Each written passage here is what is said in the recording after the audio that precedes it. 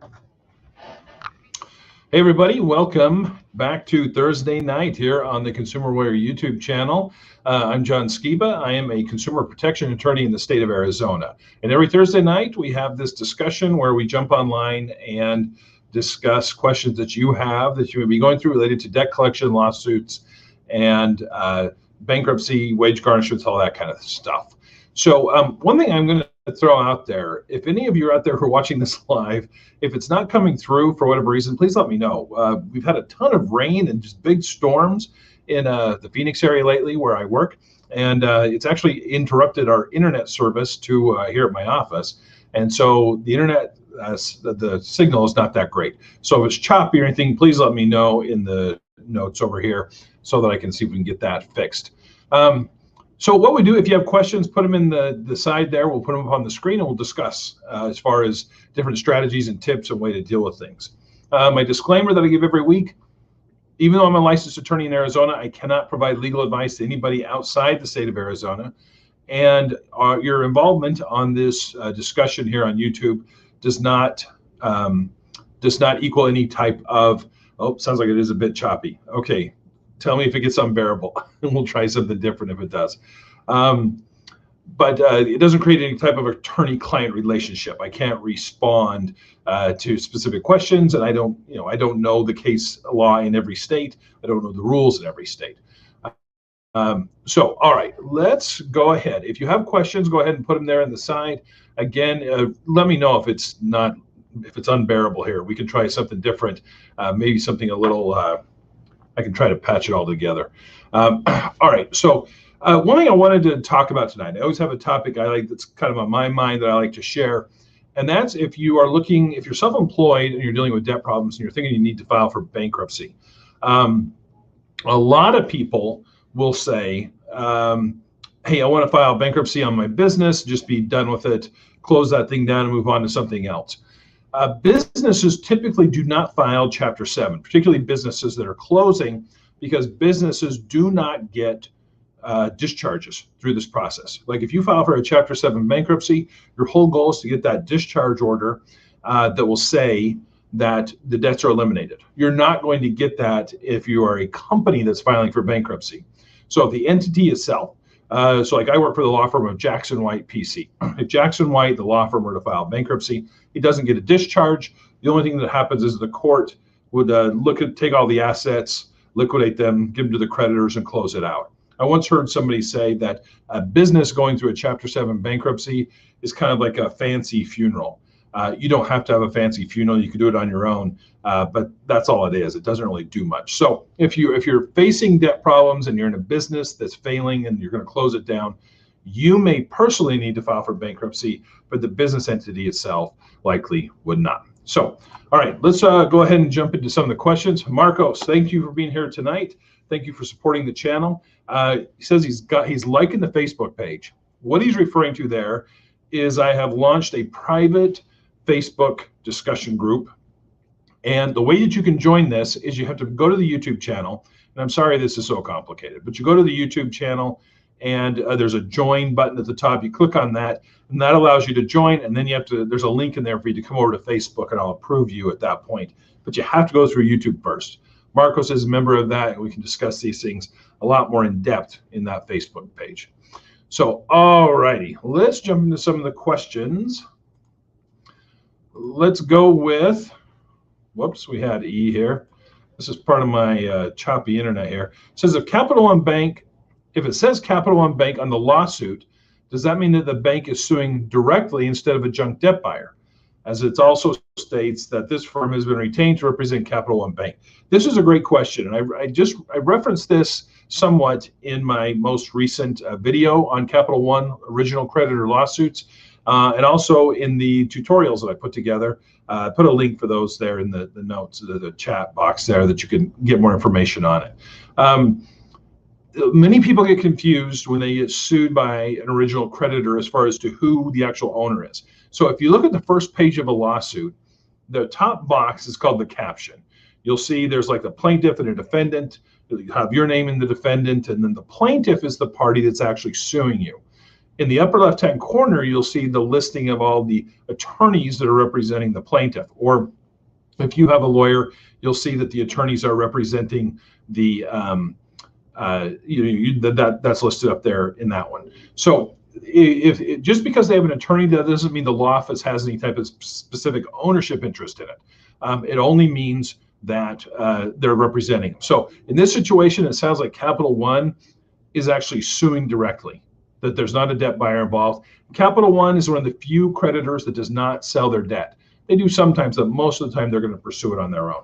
So that you can tell that by looking at the plaintiff. If the plaintiff says Capital One, you know that it's not, they're suing directly.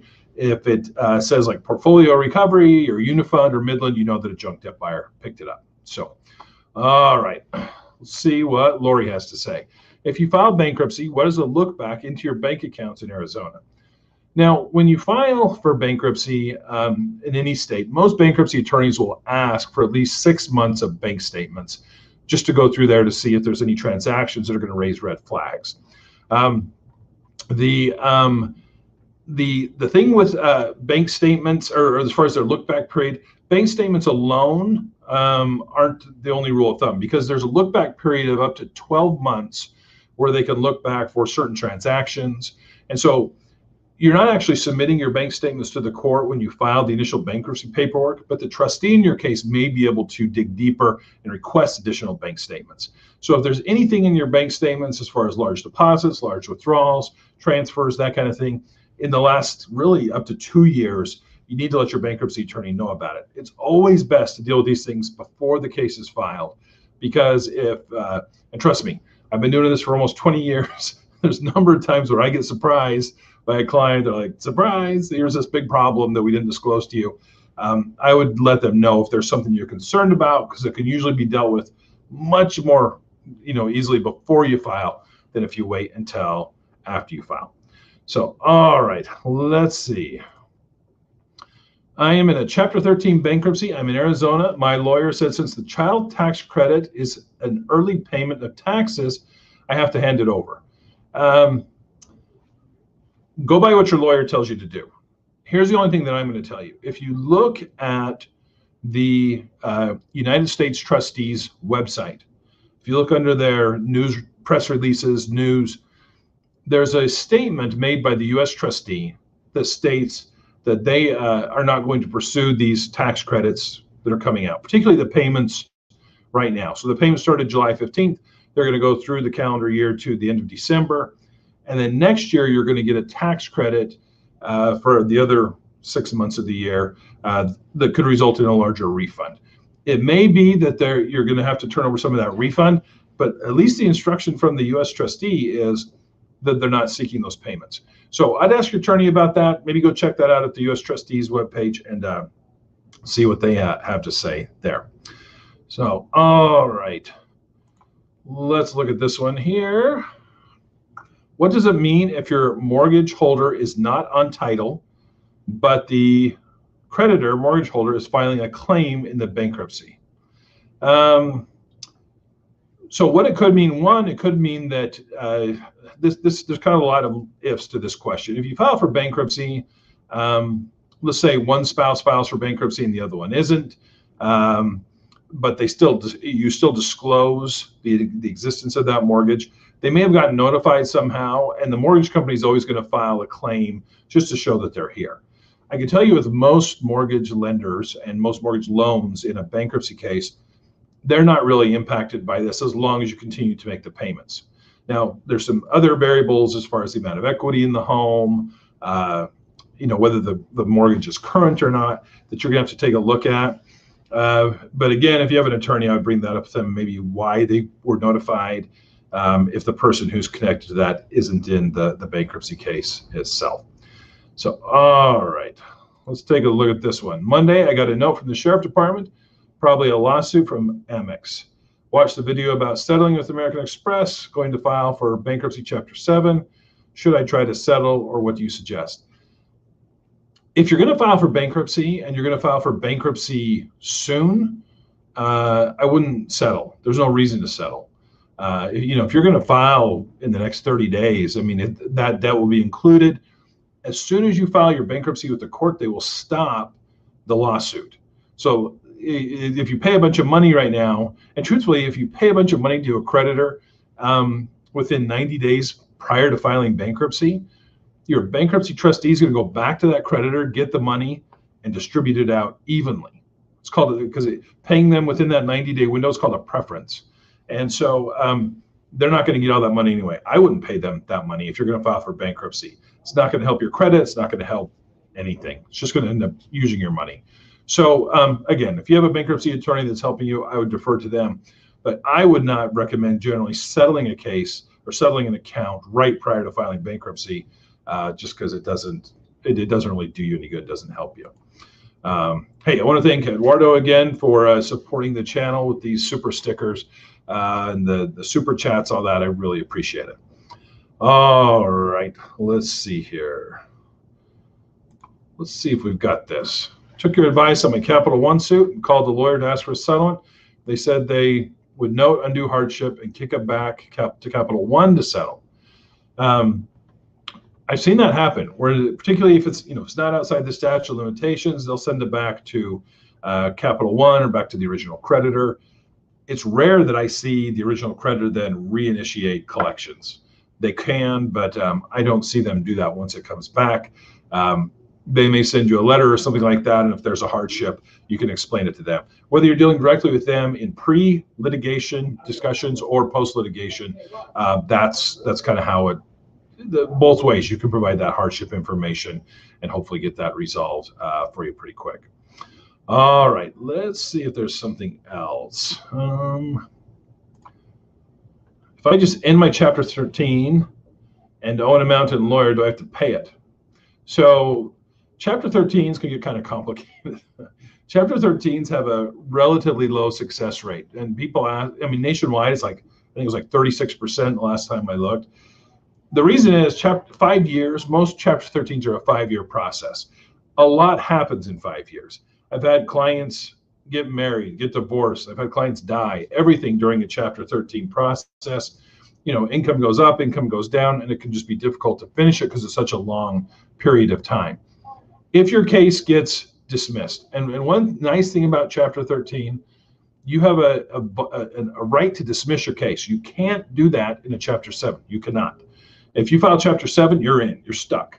But if you're in Chapter 13, you can voluntarily dismiss your bankruptcy, and really at any time. If you do that and you still owe your attorney money, fees that you've already paid to the bankruptcy trustee as far as monthly plan payments, a lot of times those funds will go back to the lawyer unless some type of objection is made. So, and otherwise your attorney may reach out, they may write off those fees, or they may set up some type of post-dismissal payment plan with you.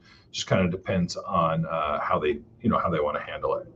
So, all right. I don't know if there's any specific questions. Let's see here.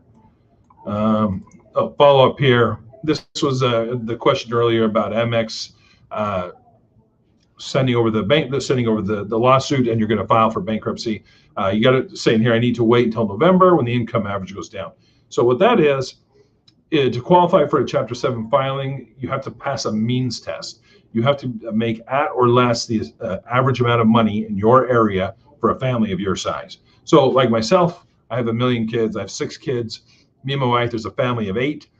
We have to make at or less what a family of 8 in Maricopa County, Arizona makes in order to be able to qualify for a Chapter 7. And if I make too much, they may be able to force me into a Chapter 13. So that's what they're talking about there. So sometimes people will wait, particularly if they know their income is going down, because we take an average over the 6 months prior to filing to determine if you're actually going to qualify, if you qualify for that. So, all right, that looks like all the questions for tonight. We can end a little bit early here. I hope that the feed was okay. It's like I said, I'm seeing it's a little choppy here. So I hope that it came out okay. But appreciate all the questions, appreciate all the support of the YouTube channel. I'm right in the middle of a series on original creditors. I released one on American Express, Capital One, I'll be releasing one probably early next week on Bank of America, how to deal with those types of lawsuits. And I've also updated some of our online tutorials to include some of those original creditor suits where the defenses are different than when you're fighting with a debt buyer. So anyways, appreciate it all checking in tonight.